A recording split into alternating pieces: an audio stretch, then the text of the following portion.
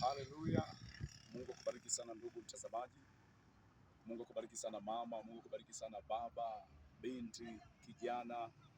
Mungu akubariki sana.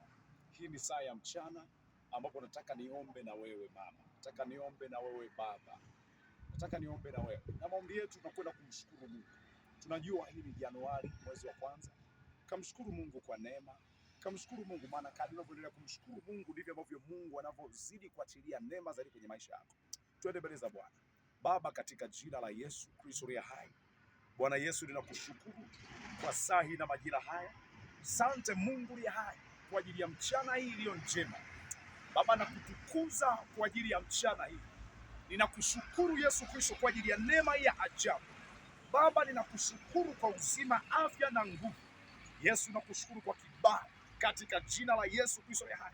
Baba, nakushukuru kwa ajili ya ndoa njema, kwa ajili ya familia yangu, kwa ajili ya uzao wangu, kwa jina la Yesu Kristo aliye hai. Hapo hapo ulipo, endelea kumshukuru Mungu. Mshukuru Mungu kwa ajili ya uzao wako. Mshukuru Mungu kwa ajili ya afya yako. Mshukuru Mungu kwa ajili ya watoto wako. Mwambie Bwana nakushukuru.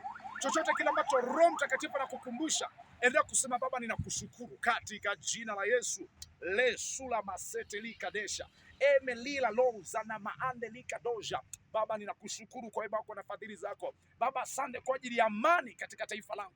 Baba asante kwa ajili ya furaha katikati ya maisha yako. Asante Bwana, hukuruhusu aibu, haujaruhusu Bwana Yesu huzuni. Mkono wako Bwana umekuwa pamoja nami. Yesu nasema asante. Baba nakushukuru kwa ajili ya mtazamaji huyu. Kwa jina la Yesu Kristo aliye hai. Ninakuombea mama, nakuombea baba katika jina la Yesu. Amen.